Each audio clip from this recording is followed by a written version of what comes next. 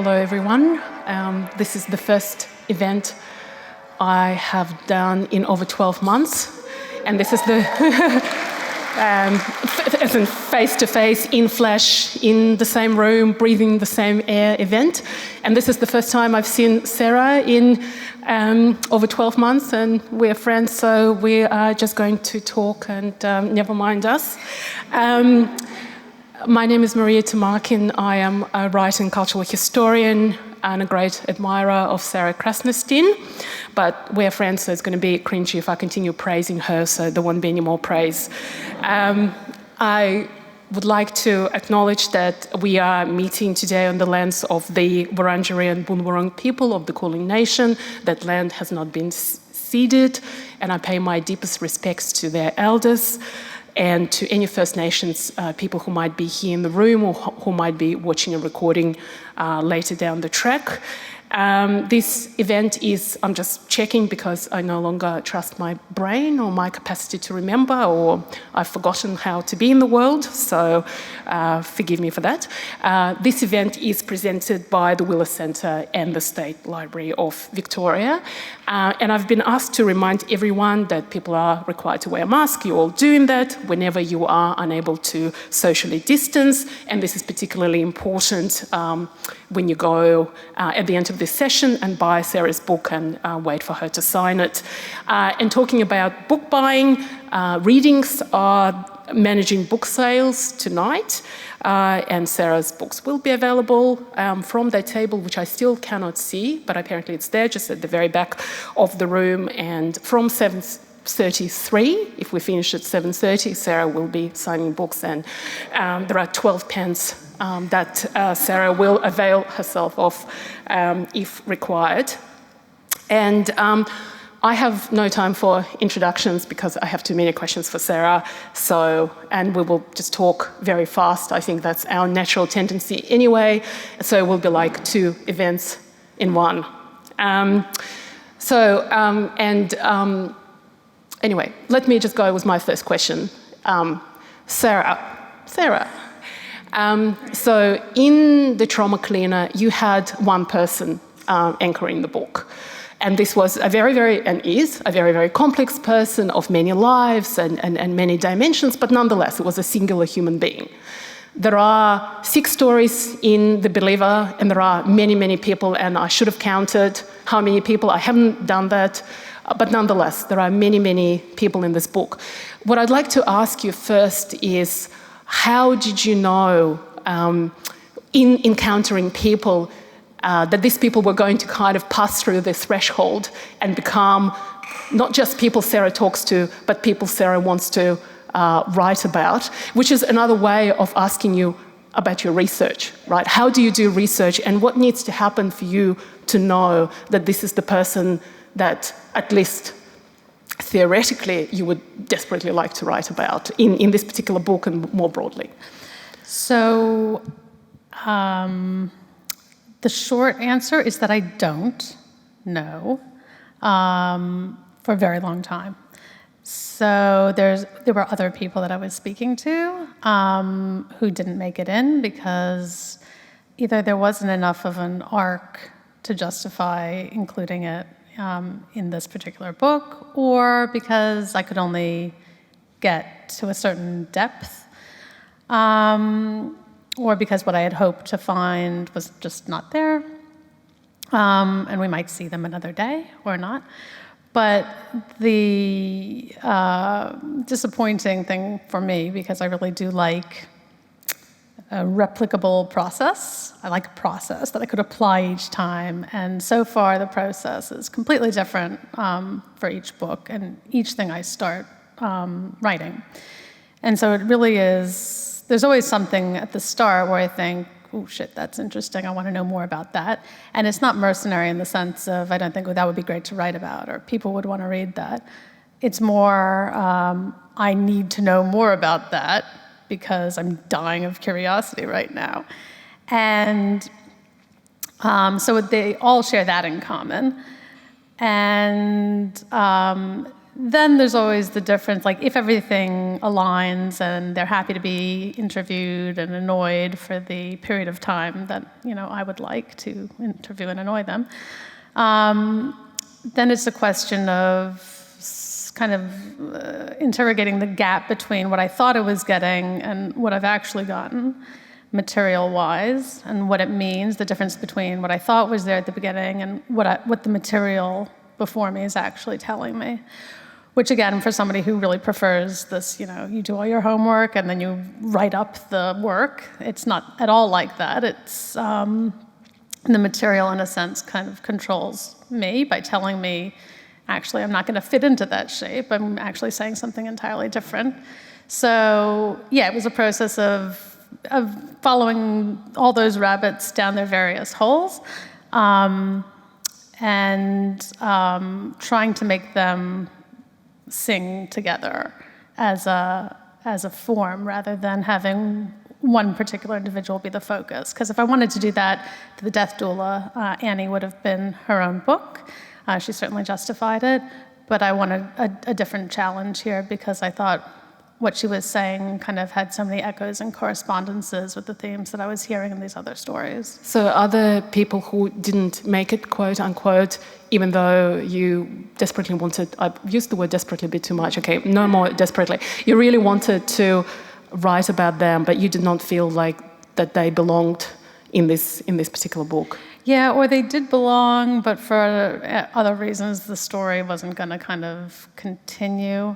Like, I ideally, for everything, would like to follow people over time, and that's not always possible. Or the person turns out to have a less compelling story than I thought at the beginning. So it can be any number of things. With the trauma cleaner, it took you 4 years. With this book, it took you 4 years. What is it about 4 years? And it's clear in the book, as it was clear in the trauma cleaner, that it's really important for you to spend time with people you are writing about and to see life wash over them and to sort of enter and exit their life at many different points and just kind of hang around and witness them being in the world. Can you talk about like 4 years and what is it that you do? I mean, there are so many kind of moments in this book, in The Believer, where it's clear you're just like, you are sitting there in the rooms with those people and you are just like paying attention to every single silence and, to every single kind of word uttered and, there's like this intense kind of concentration of attention, but it matters to you so much, it seems, from this book and from the trauma cleaner to actually be there and to be with them over time. Yeah. Can you talk, I don't know if this is a question or a statement, but can you just mask the fact that it might be a statement? No, very gladly, because I feel like you're the only person who's going to really appreciate what I'm trying to say. Sorry to everyone else who's come tonight. 4 is the blessed number. That's coincidence that it's been 4 years. But like, I don't think that writing and books is a time-based medium. I don't think of them in the same way we'd approach a video installation or, visual arts where duration is a dimension of the work itself. But it kind of is, because I'm looking longitudinally for change over time as some indication of character in the world. And it's also useful to kind of test out various assumptions. And, I need at least 4 years, and I need at least, ideally, 100,000 words before I can even get started to say anything 100,000 words of notes. Yeah, I mean, this book was double its length. So, so I'm kind of sifting through this undifferentiated pile of information to find something worth writing about or talking about. And yet the attention is probably, I choose things that I'm genuinely curious about, that I can't genuinely, I'm full of wonder and awe about whatever I found there for whatever reason. It's not great socially, because then people realize just how creepy you are and how closely you're watching things, and no one really wants you around. But yeah, I mean, I think that it's a shorter profile has its place, and it wasn't always possible with everyone in the book. The Creationists, that was only a week that I got to spend with them in Kentucky, but and it was probably for the best. But ideally, I'd like to get to know someone as much as they'll let me in, so that I can really be making as close as I can say, as close as I can get, so that I can really try to start to see the world through their eyes, as much as they're willing to let me do that. And you have to have time to do that. Are you wanting to become invisible? Are you wanting people to almost not see you, to become sort of part of furniture in their life, so you can, or like how do you imagine, what do you want them to see? Or do you want them to see a friend, a very attentive friend, kind of following them around? Or do you want them to see right through you and just not be conscious of your presence to the extent that it's possible? Well, I think you want all of those things, and you can't get all of those things. So, my notebook's out, my recorder's usually on, I've got like pens in my hair and pockets, and I'm asking a lot of really weird, invasive questions, and just also awkwardly situating myself in the space, like I never really feel quite comfortable.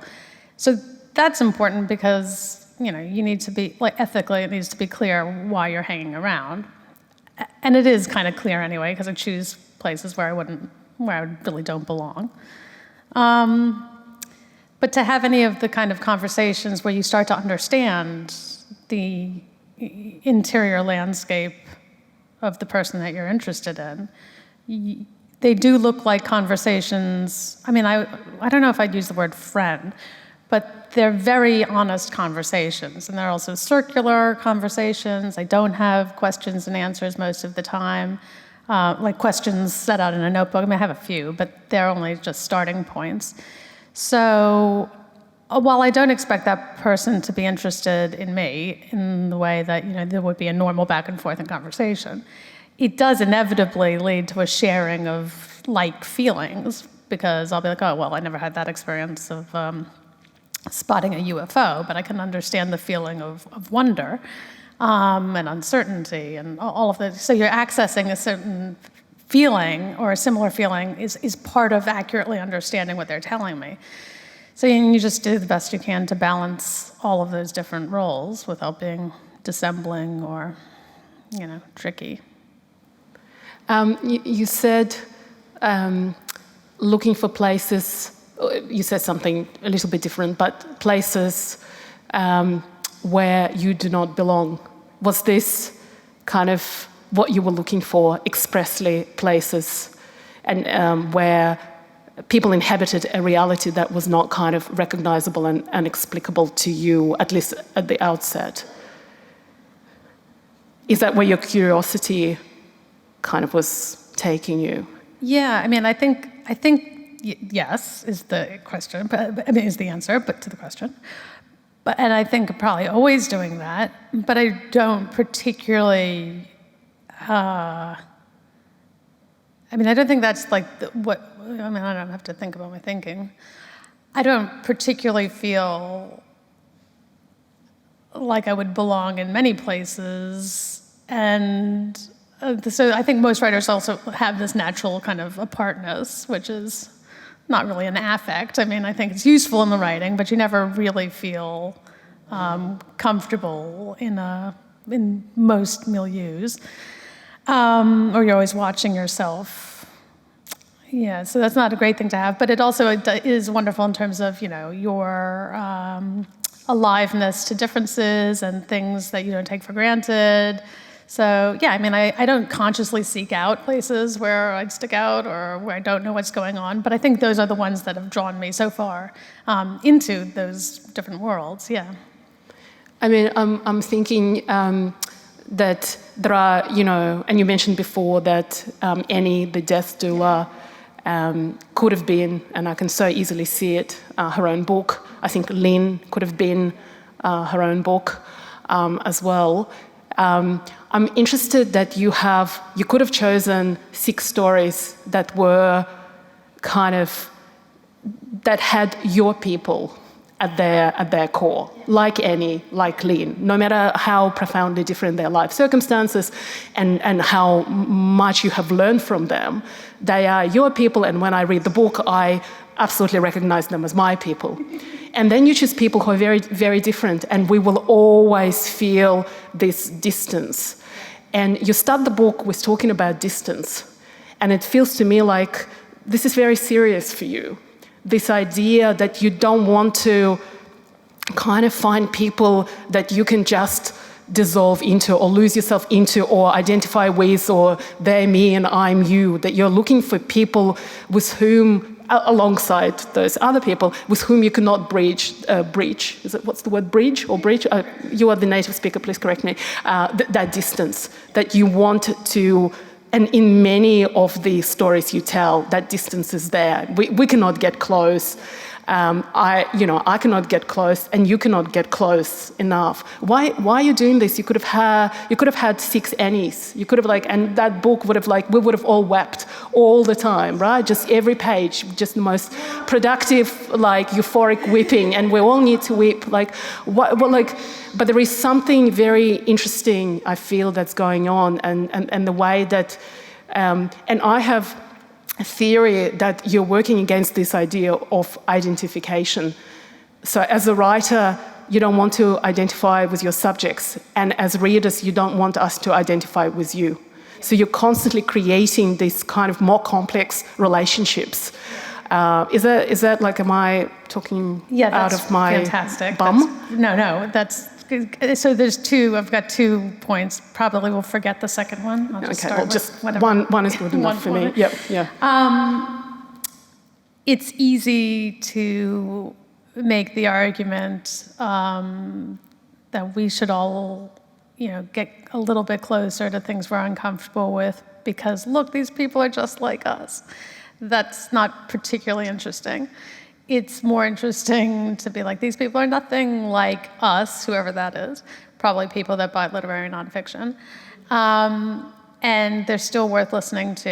And if we listen long enough, something that seems so alien and foreign, there is something familiar there. And they really were like us, so they're still worth listening to.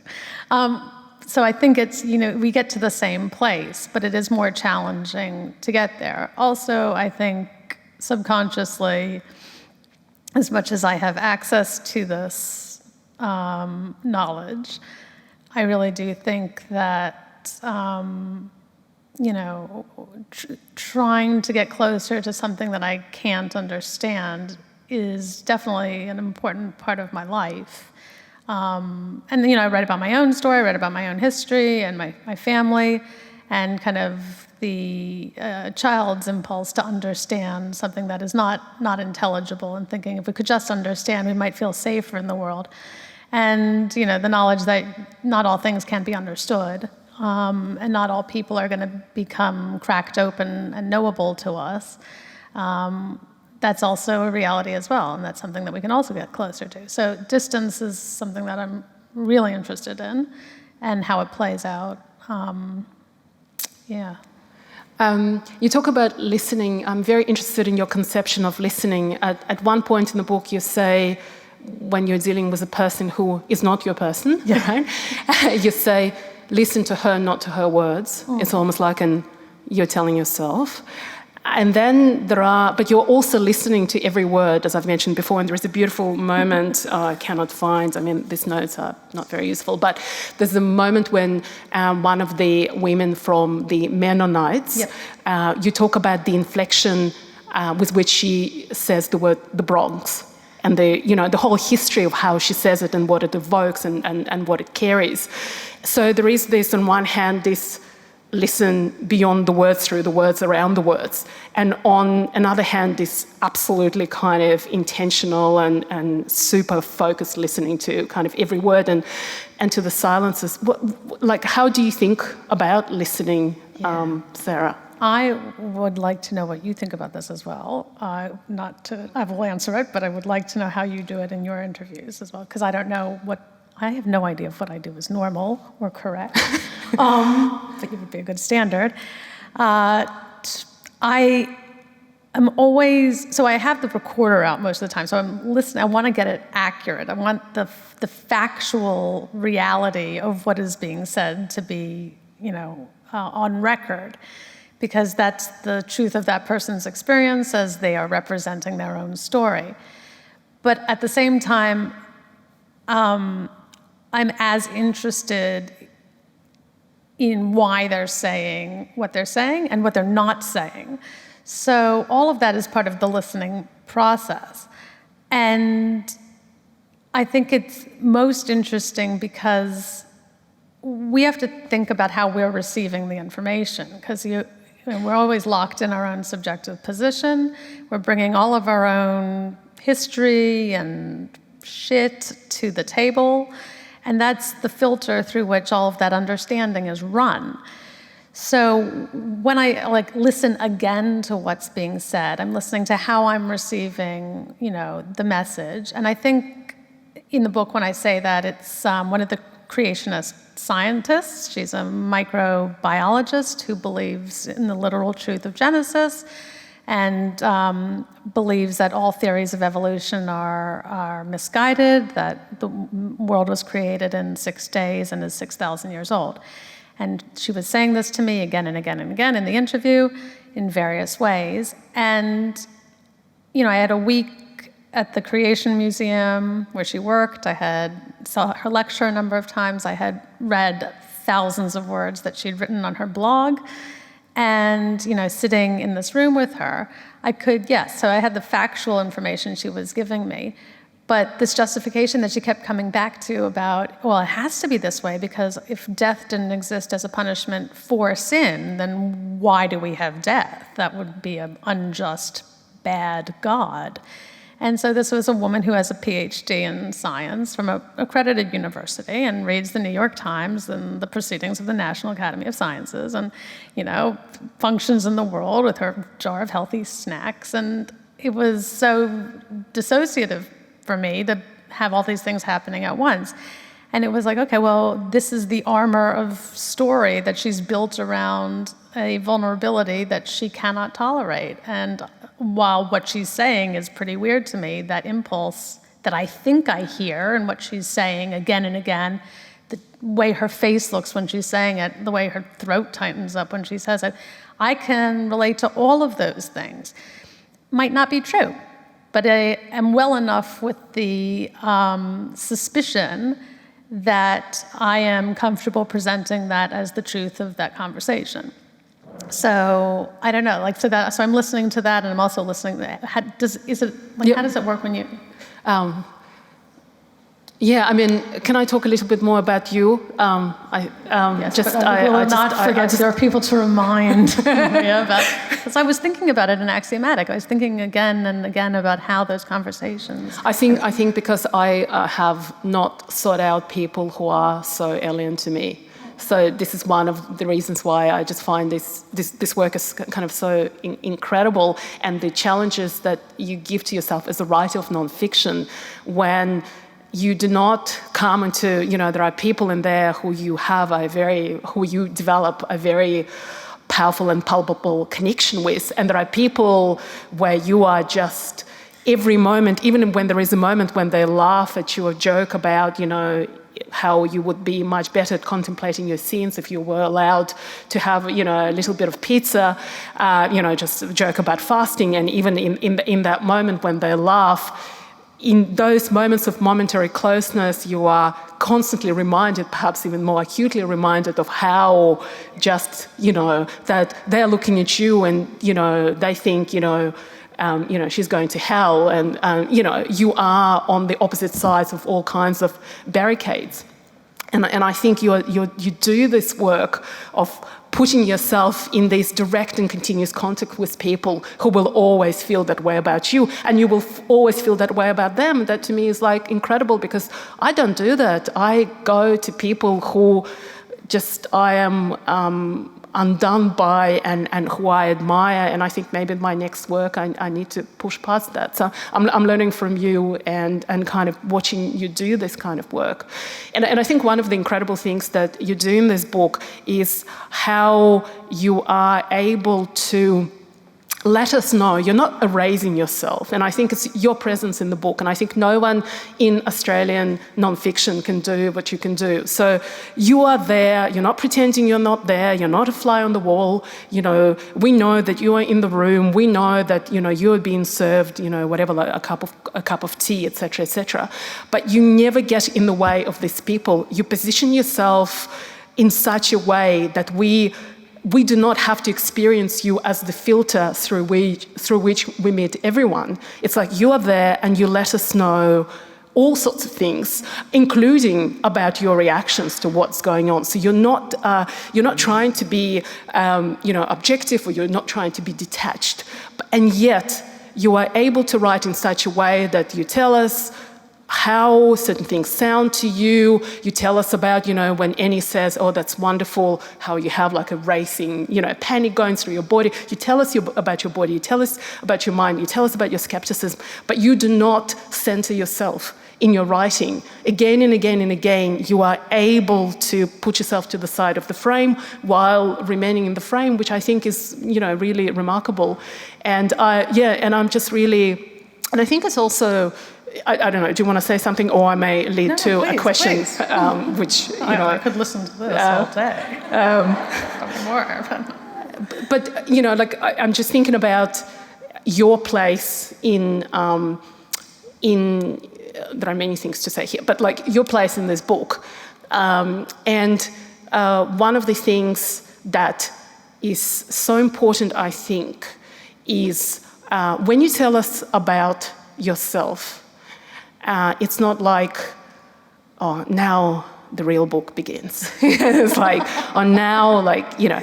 And there is a way in which you can tell us, and it's always undertold. It's never overtold. You're never, I don't know if there is an expression in English, to pull a blanket onto yourself. But, you know, it's never, you don't then grab the narrative and drag it onto yourself. You tell us just as much as we need to know to understand why you are in this book, in these conversations, doing this kind of work. But what I think is really, really important in the way that you are within the book is your absolutely clear distaste for the confessional mode of autobiographical writing. Can you talk a little bit about that? Because, you know, and I know some people feel like, give us more Sarah. And I was that person too, because I did want more of you, and then I would sort of watch you do this, and I would just so admire the way in which you were not then entering that confessional space. See, this is lovely. So thank you. When I'm writing, I am, and this is true, aware of Maria's distinction. I don't remember where you made it, but when you say that, you know, there's a difference between writing as confession and writing memoir, or writing personal bits, and it is a line to be mindful of. So there's something, so I'm always, and that clarified for me, you know, when we choose to open up the rib cage, it's very heartening to have that kind of distinction between, or an awareness of why we're doing it, how we're deploying our own shit, is the technical term. So, and you're not going to win, because I've heard it's deeply narcissistic to write in the first person mode. The stories are not about me. Why am I there? There's too much of me. So maybe it's a preference, like a personal taste thing for readers, but I am writing for readers like you that appreciate seeing the filter through which, you know, the information is going. And those are the books that I like reading, hearing that voice. But also, you know, it's just not an honest way of writing this type of nonfiction to employ a passive voice or a sterile, all-seeing eye of God third person. That's the most narcissistic. To pretend to have that objectivity, because we're just never going to have it. All writing is selective and partial. We're constantly editing. We're constantly making decisions about value. We're constantly fighting the voice that really wants to include something with the voice that says, but that's not true, and they can't go there, and now you have nothing to put there. And so it serves the technical purpose as well of providing something that you can put in the gap. You can get from, point A to point D by making yourself the narrative banister.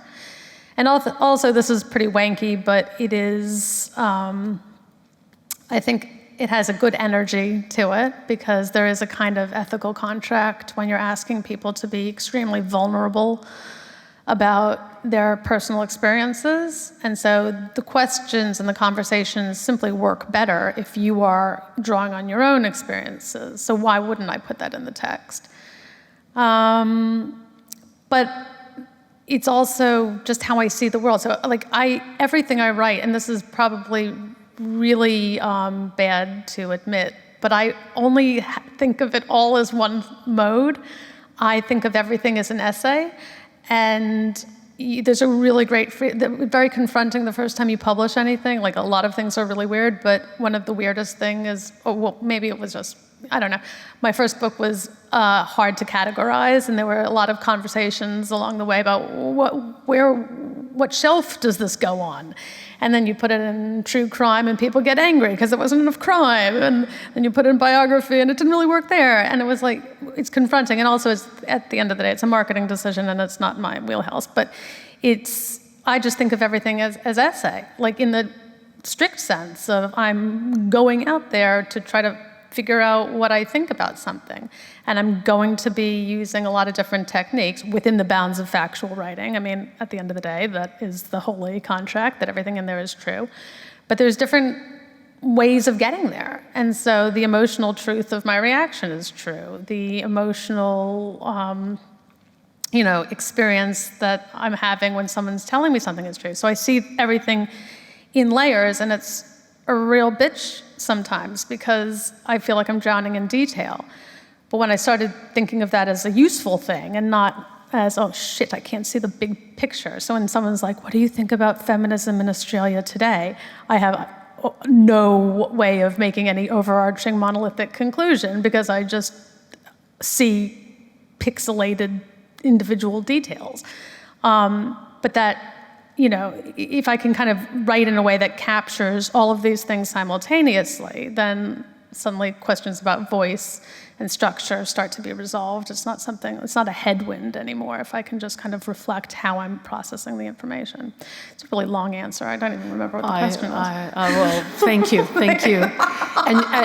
And you were the first to use the word structure. So I really want to talk to you about the structure of this book, which is unlike anything I have seen. So it's got two parts. It has a coda, and then it's got these 6 stories, but you don't cycle through them or circle through them or whatever. So the way that they sort of fragmented or cut up or speak to each other or appear and disappear in the text, however you want to describe it, it's so interesting, and it's so kind of almost paradoxical seeming in the way that why are we stopping here and why are we going there and what's happening, And I was like, what kind of music is Sarah creating? Is that Stravinsky? It felt so complex.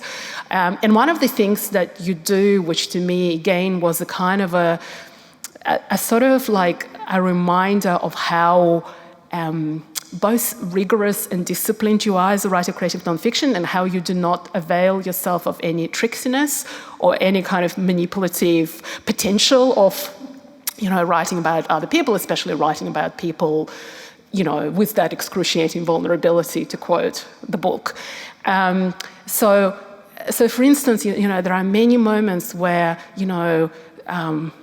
Annie, says something and you just like, as a reader, you feel it in the gut, and then it stops, and then we go to like a UFO, or like a house clearing of ghosts and spooks, or a kind of a much more forensic feeling, section about, a kind of a UFO sighting. Or there is a moment with Lynn where finally, Lynn is like 71, and this the pastor says to her, "Welcome home." And again, it's like, oh my God, this woman has waited for 71 years to hear that. And then off we go again in that sort of cold and clinical almost other chapters. So you don't ride those waves. It's like you're working against the idea of the build-up or the idea of squeezing emotions, or kind of, what's going on. I mean, it's so interesting, and it's almost like, that structure is one of the most, to me, it's like almost the most interesting thing about the book. Like, and I know people here like, Maria, can you ask a question about like people who believe in, it's not going to happen. But yeah. Any craft nerds. So, thank you. That's awesome. I was, again, not to blow smoke, but when you talk about wildness in writing, the idea that we're constantly working against, you don't want to do the expected thing, or you're in a bad place if the reader knows what's going to happen next. If that's going to cramp you, and have to. I don't think wildness for its own sake is the goal, but you should always be challenging your next impulse, so that it's only ever your voice and it's only ever your work. So Maria's work on wildness I was always thinking of that.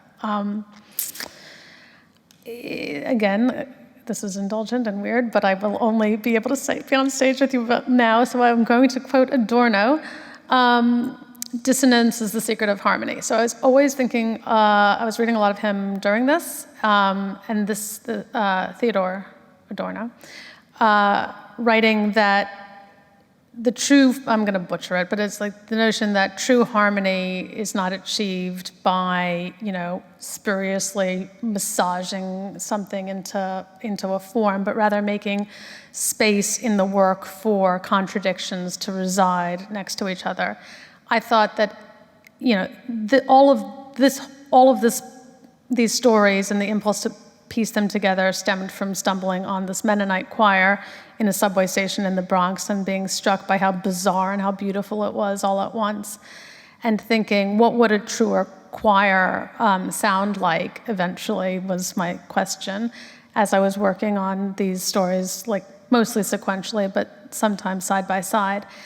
And everything that these people were telling me was always, making a similar note. It was hitting the same place inside me of grief and longing and yearning and pushing against, the great locked door of the way things just are, where there's unfairness and illness and uncertainty, and goodness is not rewarded, and fairness doesn't really always exist as a norm. And so the ways in which they were making that work in their minds were extremely different, but the yearning at the heart of all of that impulse towards story was again and again and again the same note for me. So like that choir, which genuinely, I'm not being ironic, the Mennonite music I find incredibly beautiful, and I give some examples of it in the back of the book. What would a choir that had room enough for everyone's voices sound like? And so I wanted, in the same way that I used the form in the trauma cleaner, to mirror the reality of seeing Sandra's work in the present mirror her life in the past, and I had an alternating structure there. Here I wanted to see if, as a formal exercise or challenge, I could make the form mirror the content of making these things sing together. And sometimes that involved discordance, and sometimes it involved a harmony that I hope readers can see.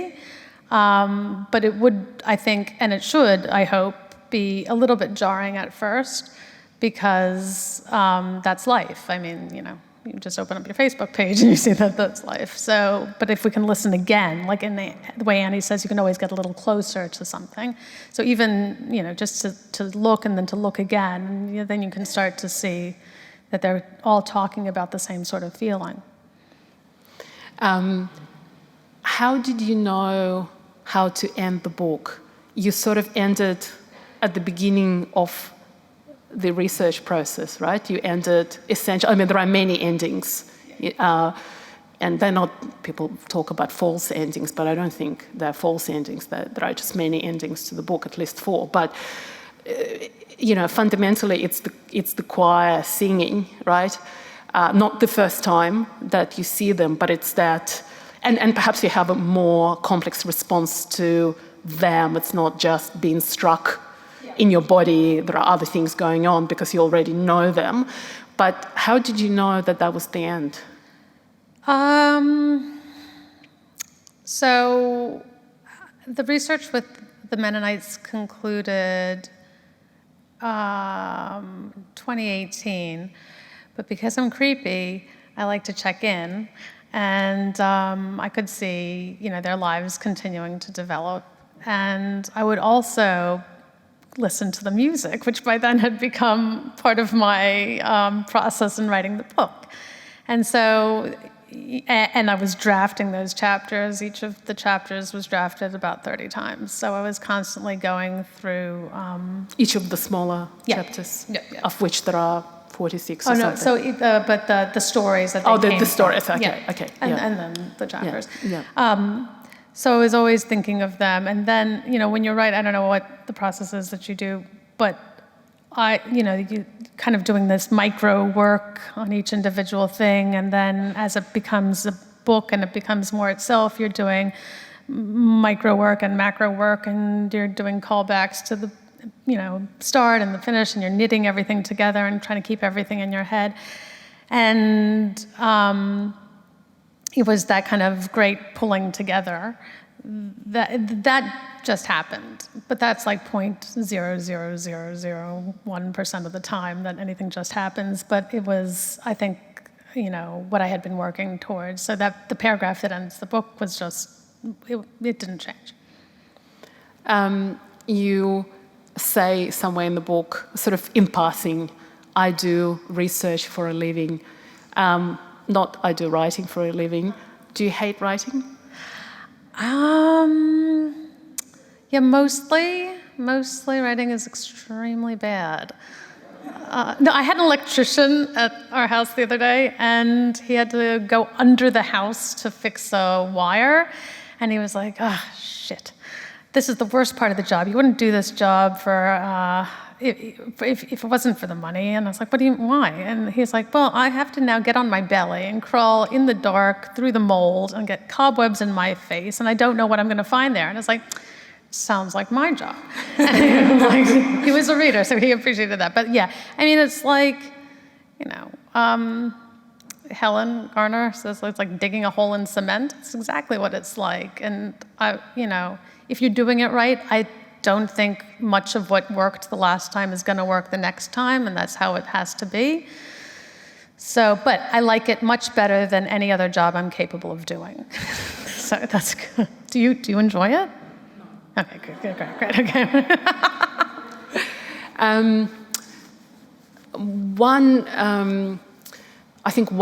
Thinking about hearing what you just said, that what worked for you in the trauma cleaner was not going to work for you in the believer.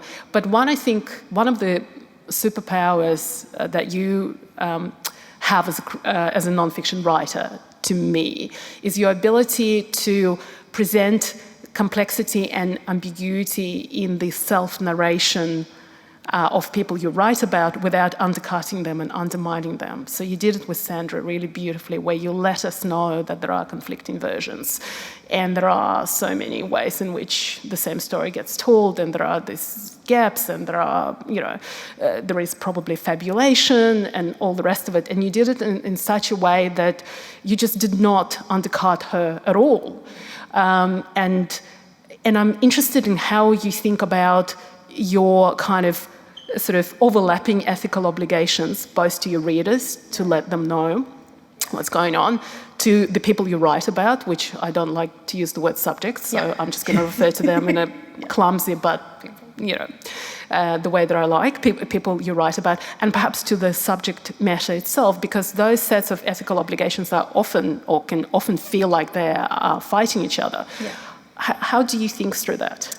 So I was really naive about this to begin with, and I remember reading Janet Malcolm's The Journalist and the Murderer and thinking, but if you could simply write with as much context as possible and give the reader the tools to make their own judgment call, all of these ethical issues would be resolved. Like, of course, like anyone would ever have anything on Malcolm and be like, this is an impossible area. And yeah, it's a really tricky situation. You're trying to balance a whole range of conflicting imperatives, plus the emotional overlay of, wanting to be liked and to be kind.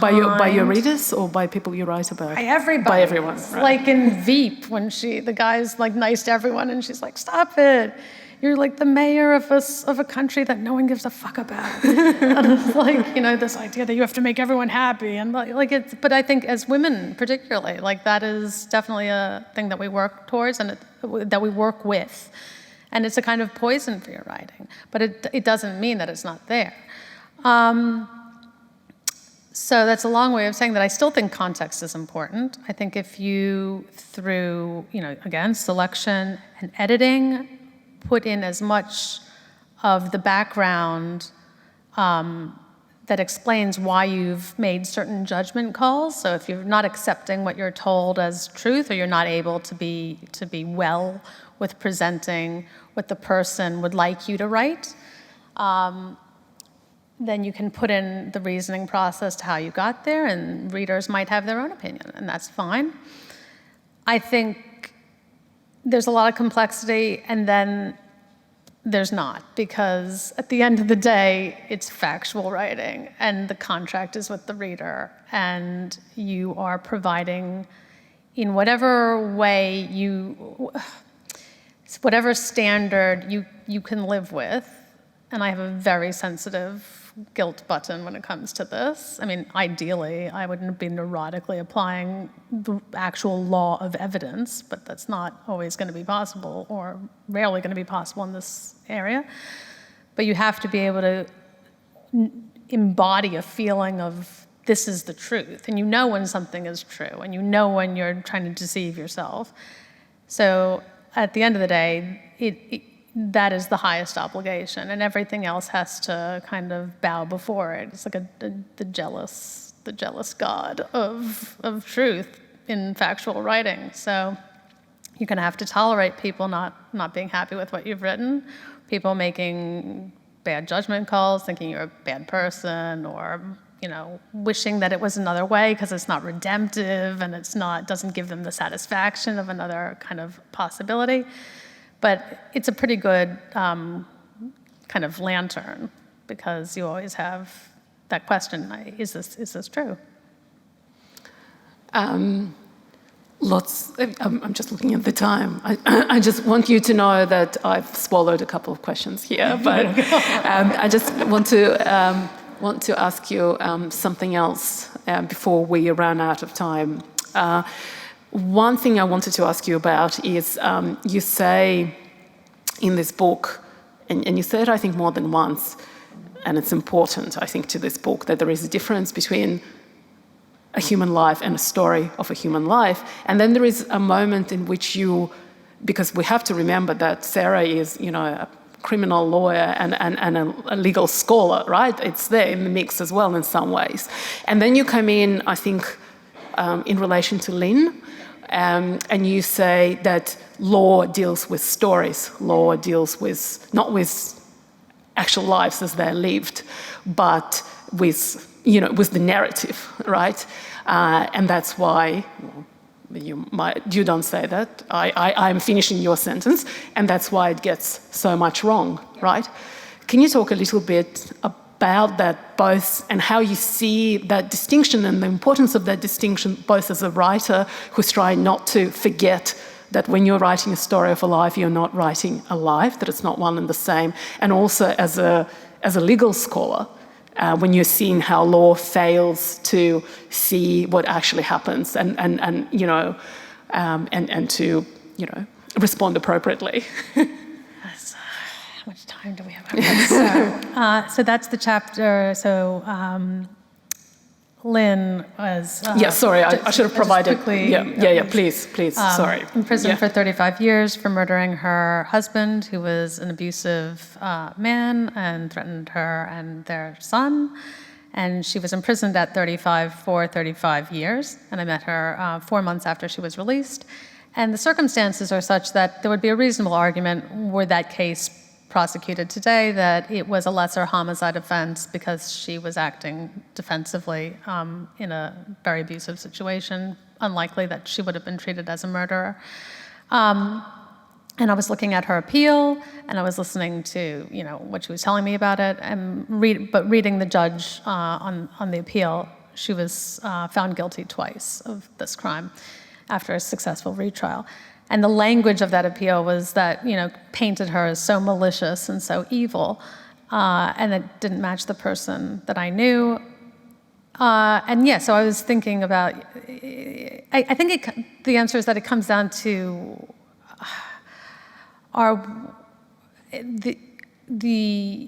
always challenging the writerly drive, or that sneaky drive to use the person as a subject. Even then, it really brings to mind the subject, like you're a king, and these are my subjects, it's awful. Stories have characters. Characters are there because they serve a purpose. They are used. And even in nonfiction, that use would be very gratifying, and we'd see this beautiful, perfect arc, and we could, make a great point by using the subject. And you try to do that, and it's like the wallpaper keeps on peeling up at the corners, and the bubbles under the screen on your phone, and it doesn't sit flat because it's life. And so I think it's ultimately more satisfying in a human sense, that you have things that don't reconcile, that the story is going to be a bit messy, that there's not going to be the good guy and the bad guy, but maybe we're all, in certain ways, the good guy and the bad guy, and that there's spaciousness in the story, in the factual story of a life, for not knowing and not reconciling things. And I think a lot of these impulses that we have towards blame and anger could kind of be moderated if we accepted that imperfection in ourselves and each other and the stories that we accept about the world. But law has no use for that because it's a very black and white proposition. Are you guilty or not? Those are the options. The traditional impulse towards justice and resolution really wants that good guy and the bad guy. And a lot of simple stories that, have that little serotonin release of, ooh, that really clicked, that was great. But that's not, the world might be a text. And I kind of write about how, I always have this impulse to understand people as texts. Like, I'm going to find out, the motive, why they were acting like that, and I'll understand. And it's a very dissatisfying way of being in the world. because I mentioned you being a criminal lawyer and a legal scholar as well, how has it, it's a boring question, but the one I really want to ask. So how has it shaped you as a writer? When you say factual writing, I mean, are you always looking for evidence? Are you of the opinion that evidence speaks for itself? There are passages and passages and passages in the book in which you detail, conversations between groups of people in a commitment to, I'm going to put it on the page and it will speak for itself, maybe, ? Do you, your identity, well, they're not identities, but your modes of witnessing life as a lawyer and as a writer, how do they speak to each other? I think that I was doing a lot of all my legal education secretly as a writer, because you have access to all the good stories. And it is, about the telling of a story, and there's context and characters and resolution, and there's, a finite range of situations and an answer for each of them. And then you read the cases, and there's an infinite way in which they all play out. So it's really great ground for anyone who likes reading. Less great for people that like writing, although I feel like they're my legal teachers were my best and only writing teachers, and it was where I was always being told this is far too fruity and this is not appropriate. And then my first draft of many of these chapters was like too legal, no one cares. And so it's all bad. But the training to write clearly and boldly and not defensively, because either you're right or wrong and no amount of obfuscation is going to save you. And there's, Learned Hand is one of my favorite judges. That's his actual name, Learned Hand. He said, be bold because there's really nowhere to hide on the open page. And so, there's a lot of terrible legal writing. It's mostly bad writing. But when you get a very clearly written judge or argument from a clearly written judgment or submissions, they're just haikus. They're beautifully direct, and directness and frankness in writing is something that I adore, because it's very difficult to mirror anyone else's voice when you just have to say what you mean. And so that was my greatest teacher. It's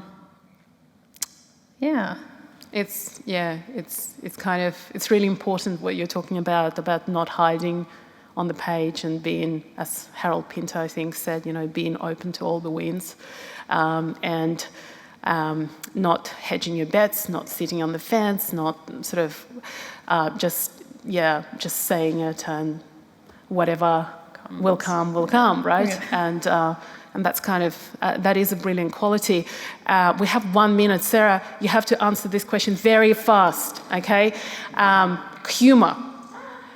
It's funny. So many just really, really funny kind of moments and brilliant sentences.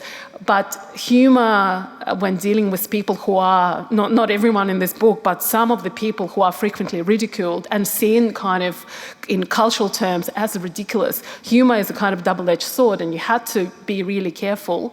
We're going over time. 30 seconds left. Don't try to hit. Just answer. We'll just ignore the rules. But how did you think about humor and about and there are these ironic passages, but you are just keeping them the right side of you're never ridiculing people, you're never debunking, you're never using language to denigrate or to wink at the reader. So it's hard. It's really hard to do it. It's hard, and I feel like, if I was going to ridicule them, I would not have spent 4 years of my life trying to understand them. It just, I think ridicule definitely has its place, but not in book like I was trying to write. The short answer is I respect people enough to just write about them in the way that I would be telling the story to my closest friends, because I only have one voice. Like that's the voice. That's going to be my voice. And so I am going to be, there's things that I find amusing, and I'll go for that most of the time if it's in the service of the narrative. And I think that it's actually more respectful if I am just myself in the telling than if I try to sanitize it too much and deal with people with super kid gloves. But it's a tricky thing to get right. So hopefully. Lots and lots of very funny moments in there. I've missed it by about 2 minutes, but after COVID, I have no regard for time. So Sarah will now be signing copies. A reminder to wear masks, please. And before we finish, I'm just struggling here with words. Before we finish up, an exciting announcement tonight. I think something is supposed to come behind me. Yes. I'm going to read this. These are not my words. You are all the first to hear about a new collaboration between the Willis Centre and State Library of Victoria. The quarterly literary Selwyn events will be celebrating storytelling, writing and ideas, with the first event taking place on July 9th. So put that date in your diary, 9th of July the 9th, is it the 9th? And keep an eye out for more details of the first event, which will be announced in May. I hope this actually corresponds. Yes, it does correspond with the slide behind me. So please join me in thanking Sarah for being who she is and writing incredible books. Thank you, and thank you to Maria. Thank you. And can I say just one thing very quickly? If this is being recorded, and you can click on Maria and watch her presentation on the state of the writing nation. Is it right that you gave it last year? Is it 2020? Yes. Oh, yes. 2020. Yeah, okay. So it should come up if this is on the internet. Everybody should watch this if you want to understand what it's like to write in Australia for most writers, and what they'll need to continue to be able to do what they do. So thank you. Thank you very much. Okay.